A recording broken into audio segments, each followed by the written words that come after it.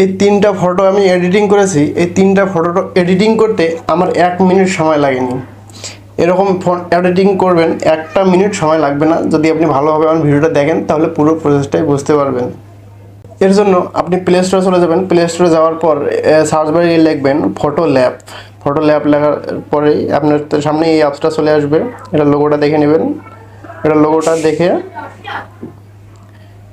দেখে অ্যাপসটি ডাউনলোড করবেন। এটা তো ডাউনলোড আমার এখানে করা আছে, তাই আমার ডাউনলোড করা লাগতেছে না। আপনি ডাউনলোড করার পরেই সরাসরি যখন যাবেন তখন কিন্তু ওপেন করার সাথে সাথে দেখতে পারবেন যে এখানে অনেক রকমের ফটো এডিটিং করা আছে। দেখতেছেন অনেক রকমের ফটো এডিটিং করা আছে। এখানে টপ ফটো আছে। এই যে টপে যদি আমি যাই তাহলে দেখবেন যে এখানে দারুণ দারুণ কিছু ফটো এডিটিং করা আছে। তো আমি যদি এইরকম ফটো এডিটিং করতে চাই তাহলে এখানে ফটোটার উপর ক্লিক করতে হবে। ফটোটার উপর ক্লিক করার পর আপনার যে ফোন গ্যালারি আছে সেই ফোন গ্যালারিতে নিয়ে যাবে।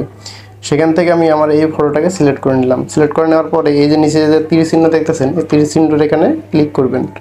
এখানে ক্লিক করার পর একটা অ্যাড আসবে, কিন্তু অ্যাডটা দেখে নেবেন। এই যে নিচে এখানে ক্লোজ করে দেবেন। ক্লোজ করার পর একটা প্রসেসিং হতে একটু সময় লাগবে। সো এটা প্রসেসিং হতে সময় লাগবে একটু।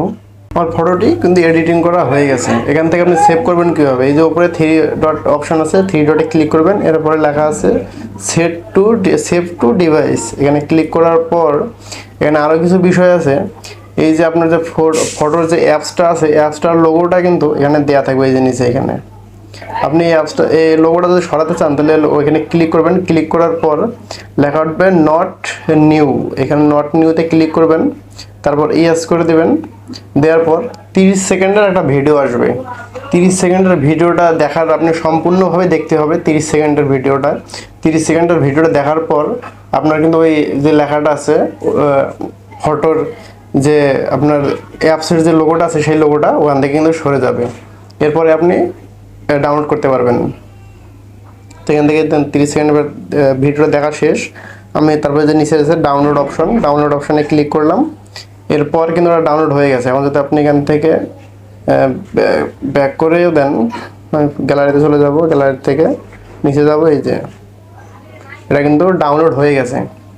সো আপনারা এইভাবেই আপনাদের ফটোগুলো ডাউনলোড করতে পারবেন। যদি ভিডিওটা আপনাদের একটু ভালো লাগে থাকে তাহলে অবশ্যই সাবস্ক্রাইব করবেন, লাইক করবেন, কমেন্ট করে জানাবেন। খোদা হাফেজ।